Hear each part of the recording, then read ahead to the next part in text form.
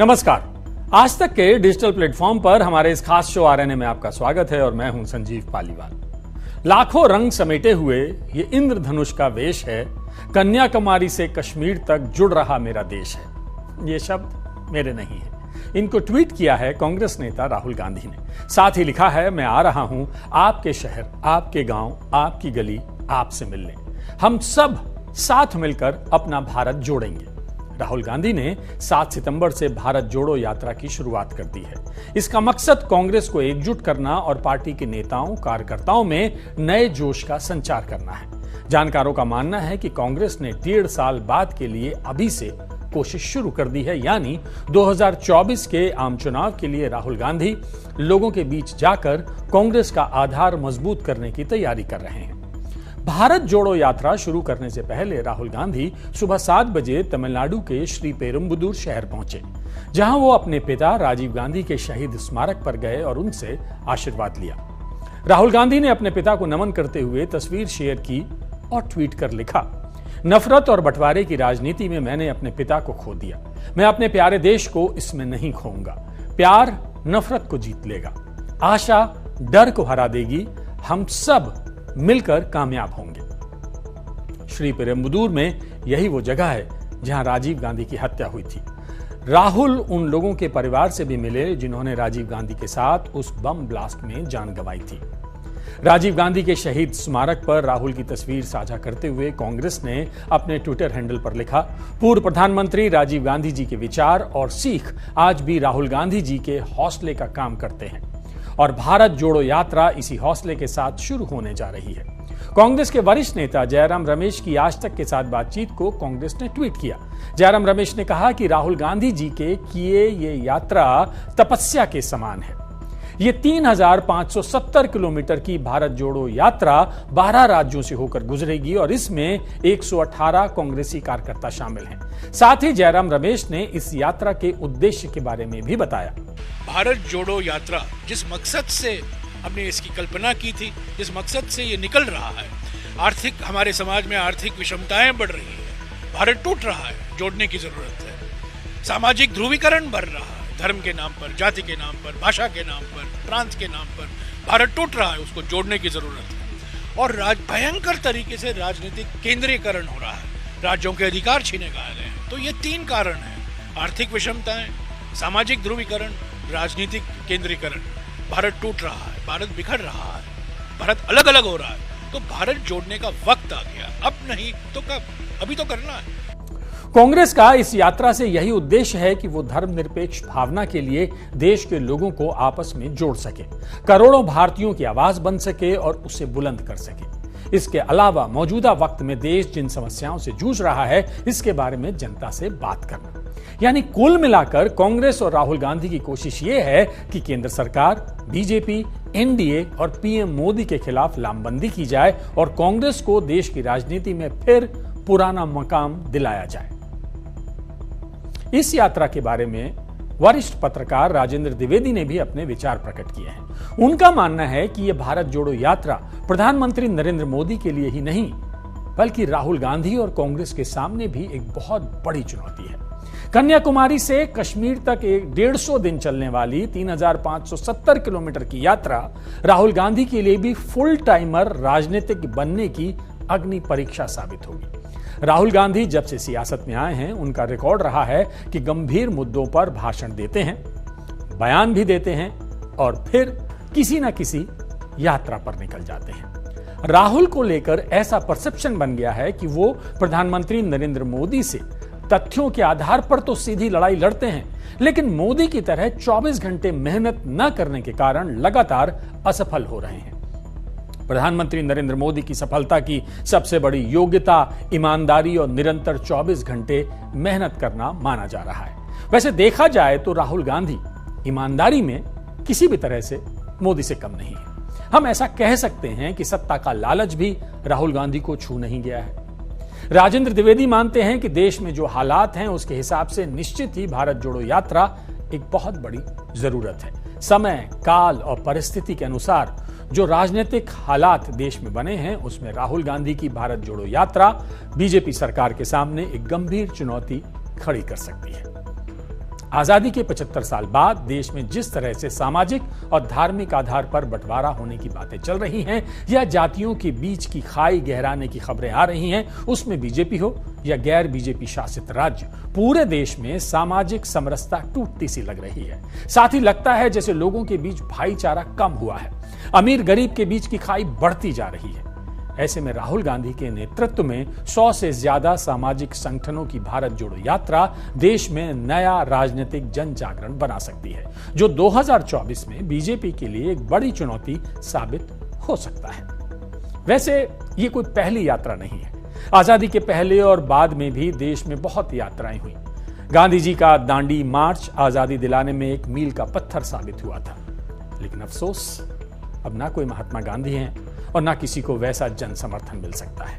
पूर्व प्रधानमंत्री चंद्रशेखर ने भी 6 जनवरी 1983 से 25 जून 1983 तक 4200 किलोमीटर की यात्रा भारत जोड़ो के नाम पर की थी। तत्कालीन प्रधानमंत्री इंदिरा गांधी के सामने भारत जोड़ो यात्रा ने एक जन जागरण कांग्रेस के खिलाफ देश में बना दिया था। राजनीतिक विशेषज्ञ मानते हैं कि जैसा जन जागरण चंद्रशेखर की भारत यात्रा, मेनका गांधी द्वारा गठित संजय विचार मंच और इंदिरा गांधी विरोधी बड़े नेताओं ने मिलकर बनाया था, अगर 31 अक्टूबर 1984 को तत्कालीन पीएम इंदिरा गांधी की हत्या नहीं हो गई होती तो देश की सियासत का रुख शायद अलग होता। इंदिरा विरोधी जनजागरण उनकी हत्या के बाद सहानुभूति लहर में बदल गया और कांग्रेस ने ऐतिहासिक 415 सीटें जीतकर राजीव गांधी के नेतृत्व में एक रिकॉर्ड बनाया था। आजकल हालात बीजेपी सरकार के खिलाफ कुछ बने हुए हैं, लेकिन उस माहौल को बीजेपी के खिलाफ नेतृत्व देने वाला कोई बड़ा और अनुभवी नेता विपक्ष के पास नहीं है। नीतीश कुमार अनुभवी हैं, ईमानदार हैं, लेकिन वो क्षेत्रीय दल के नेता हैं। उन्होंने बीजेपी से अलग होकर लालू के साथ मिलकर गठबंधन किया है। नीतीश को राष्ट्रीय स्तर पर बीजेपी विरोधी लहर बनाने में सफलता मिलेगी, इसमें संदेह है। जिस तेवर के साथ 2013 में मोदी के खिलाफ नीतीश ने विरोध जताया था, अगर वो फिर से मुख्यमंत्री की कुर्सी के लिए बीजेपी से ना मिले होते तो शायद पीएम मोदी के विकल्प के रूप में नीतीश कुमार विपक्ष का चेहरा हो सकते थे, मगर ये हो ना सका और अब ये आलम है कि हालात बदले हुए हैं और राहुल गांधी जिस तरह से मोदी सरकार पर लगातार आक्रामक हैं, उससे तो देश में एक परसेप्शन तो बन गया है कि मोदी के खिलाफ अकेला नेता राहुल गांधी ही है जो ईमानदारी से लड़ाई लड़ रहा है। लेकिन इसका फायदा राहुल गांधी नहीं उठा पा रहे हैं। कारण सीधा है कि वो जिम्मेदारी से भाग जाते हैं, जैसे कांग्रेस का अध्यक्ष पद छोड़ देना और उसे फिर ना अपनाने की बात करना। ना ही राहुल गांधी लगातार मेहनत करते हैं, वो हमेशा बीजेपी के एजेंडे में ही फंस जाते हैं। सियासत में माना जाता है कि जो आरोपों की परवाह नहीं करते, जन भावनाओं के हिसाब से लगातार ईमानदारी से मेहनत करते हैं, अवसर आने पर नेतृत्व उन्हीं के हाथों में होता है। बड़े राजनीतिक घराने में पैदा होना राहुल गांधी की गलती नहीं है और ना ही उनको परिवारवाद के बीजेपी के आरोपों से डरना चाहिए। 2019 में चुनाव हारने के बाद भी राष्ट्रीय अध्यक्ष के रूप में कमान संभाले रखकर राहुल गांधी को ईमानदारी से जन समस्याओं को सुनकर और उनका समाधान करने की कोशिश करनी चाहिए थी। सरकार विरोधी जन भावनाओं और मोदी सरकार के द्वारा लगातार एजेंसियों के दुरुपयोग जैसे मुद्दों पर राहुल को फुल टाइम सियासत करनी चाहिए। गांधी नेहरू परिवार में पैदा होना परिवारवाद है या नहीं, इसका फैसला जनता करे। राहुल गांधी को बीजेपी के आरोपों से ना तो विचलित होना चाहिए था और ना ही अध्यक्ष पद छोड़ना चाहिए था। पिछले कुछ साल से नियमित अध्यक्ष न होने से भी कांग्रेस में असंतोष पनपा है। कांग्रेस के बड़े नेताओं के जो चेहरे आज देश में दिखाई दे रहे हैं, निश्चित रूप से वो सभी नेहरू गांधी परिवार के आशीर्वाद से ही पले बड़े हैं। ये कड़वी सच्चाई है कि माइनस गांधी परिवार कांग्रेस की एकजुटता टेढ़ी खीर साबित होगी। इसीलिए ये कहा कि जो हालात आज देश में हैं, उनके हिसाब से भारत जोड़ो यात्रा समय, काल और परिस्थिति की जरूरत है। इसे समय की पुकार तो कहा ही जा सकता है, साथ ही मोदी सरकार के खिलाफ उपजी जनभावना को जोड़ने का बेहतर प्रयास भी कहा जा सकता है। भारत जोड़ो यात्रा के पहले राहुल गांधी ने दिल्ली के रामलीला मैदान में मोदी सरकार के खिलाफ जिन मुद्दों को उठाया, वो सभी जनता से जुड़े हैं। महंगाई, बेरोजगारी और उसके साथ साथ समाज में हो रहा बिखराव देश के सामने गंभीर समस्या है। प्रधानमंत्री नरेंद्र मोदी खुद कह चुके हैं कि सरकार बनाना आसान है, लेकिन देश बनाना बहुत मुश्किल है। राहुल गांधी भी कहते हैं कि चुनाव जीता जा सकता है, लेकिन देश चलाना चुनौतीपूर्ण होता है। दोनों के बयान चुनाव जीतने और देश को चलाने को लेकर हैं, लेकिन मोदी और राहुल को लेकर जनता में परसेप्शन अलग अलग है। मोदी ईमानदार, लोकप्रिय, 24 घंटा मिशन की तरह मेहनत करने वाले, बीजेपी में एक छत्र नेता और भारी बहुमत से दूसरी बार जीतने वाले प्रधानमंत्री हैं। चाहे कुछ लोगों के हिसाब से उनमें खामियां हों, लेकिन फिर भी वो मीडिया और एजेंसियों के माध्यम से विपक्ष को दबाने में सफल हैं। ये मोदी के लिए बना हुआ परसेप्शन है। इसके विपरीत राहुल गांधी के प्रति परसेप्शन है कि वो ईमानदार हैं, सत्ता लोलुप नहीं हैं, मोदी सरकार के खिलाफ सीधी लड़ाई लड़ रहे हैं, लेकिन नेतृत्व के मामले में पलायनवादी रवैया है और फुल टाइम सियासत नहीं करते। विपक्ष कमजोर है, देश में समस्याओं का अंबार है। ऐसे में भारत जोड़ो यात्रा जनता को जोड़ने में कितना सफल होती है, ये राहुल गांधी के सामने सबसे बड़ी चुनौती है। अगर राहुल गांधी भारत जोड़ो यात्रा से जनता से सीधा संवाद करने में सफल रहे तो कांग्रेस के अंदर गांधी परिवार के खिलाफ उठने वाली आवाज दब जाएगी और राष्ट्रीय अध्यक्ष के रूप में गांधी परिवार का वर्चस्व बने रहने पर बीजेपी का कोई विरोध काम नहीं करेगा। राहुल गांधी ने भारत जोड़ो यात्रा में फुल टाइमर की सियासत का परसेप्शन नहीं बनाया तो निश्चित रूप से इसका खामियाजा 2024 में कांग्रेस को भुगतना पड़ेगा। भारत जोड़ो यात्रा मोदी और राहुल दोनों के सामने चुनौती है।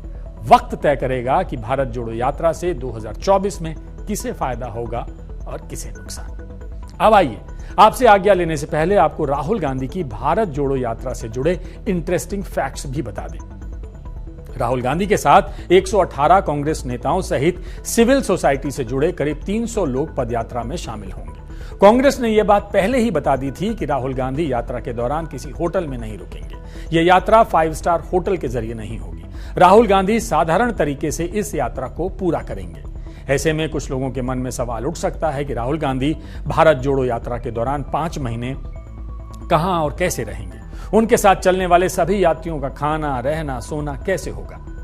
3570 किलोमीटर की भारत जोड़ो यात्रा के दौरान राहुल गांधी 150 दिनों तक चलते फिरते कंटेनर में रहेंगे। सोने के लिए बेड, टॉयलेट और एसी भी लगाया गया है। यात्रा के दौरान हर रोज कंटेनर के जरिए एक नया गांव बसेगा जहां राहुल गांधी और उनके साथ चलने वाले यात्री ठहरेंगे। इसके लिए करीब 60 कंटेनर्स को आशियाने के रूप में तैयार किया गया है, जिन्हें ट्रकों पर रखा गया है। ये सभी कंटेनर राहुल यात्रा के दौरान साथ नहीं चलेंगे, बल्कि दिन के अंत में निर्धारित जगह पर यात्रा में शामिल लोगों के पास इन्हें पहुंचा दिया जाएगा। रात्रि विश्राम के लिए इन सारे कंटेनर को गांव की शक्ल में हर रोज एक नई जगह पर खड़ा किया जाएगा। राहुल गांधी सुरक्षा कारणों से एक अलग कंटेनर में सोएंगे, जबकि बाकी लोग अन्य कंटेनरों में आराम करेंगे। इसी कंटेनर के गांव में सभी यात्री एक टेंट में राहुल गांधी के साथ खाना भी खाएंगे। कांग्रेस ने भारत जोड़ो यात्रा के लिए बड़े पैमाने पर तैयारियां की हैं। इस यात्रा में 28 महिलाएं भी हैं। महिलाओं के ठहरने और सोने के लिए अलग से कंटेनर बने हैं। कांग्रेस नेताओं के अलावा सिविल सोसाइटी से जुड़े हुए लोग, सुरक्षाकर्मी, पार्टी की कम्युनिकेशन टीम के सदस्य, जिनमें फोटोग्राफर, सोशल मीडिया प्लेटफॉर्म संभालने वाले लोग और साथ ही मेडिकल टीम के लोग भी यात्रा में शामिल होंगे। कांग्रेस की इस यात्रा में अधिकतर लोग कन्याकुमारी से ही शामिल हो जाएंगे। यात्रा 5 महीने तक चलनी है, इसलिए यात्रा में जाने वाले सभी नेताओं को बताया गया है कि कपड़े धोने की सुविधा 3 दिन में एक बार ही मिल पाएगी। ये यात्रा एक दिन में 22-23 किलोमीटर तक चलेगी। हर रोज सुबह 7 बजे यात्रा शुरू होगी और सुबह 10 बजे तक चलेगी। फिर कुछ घंटे के आराम के बाद यात्रा दूसरे पहर में 3:30 बजे शुरू होगी और शाम को 7 बजे तक चलेगी। राहुल गांधी और कांग्रेस 5 महीनों के लिए पूरी मशक्कत से जुटने वाले हैं और हम उम्मीद करते हैं कि उन्हें उनकी मेहनत का फल भी मिलेगा। फिलहाल हम अपनी आरएनए की इस एपिसोड की यात्रा को विराम देते हैं और आपसे ये गुजारिश करते हैं कि जो लोग हमें देख रहे हैं, डिजिटल प्लेटफॉर्म पर फॉलो कर रहे हैं, वो हमारी एक छोटी सी रिक्वेस्ट पर ध्यान दें और हमें ये बताएं कि कैसा लगा आपको हमारा आज का ये शो। कमेंट करके इस पर अपना रिएक्शन जरूर दें और सब्सक्राइब करें हमारा चैनल आज तक।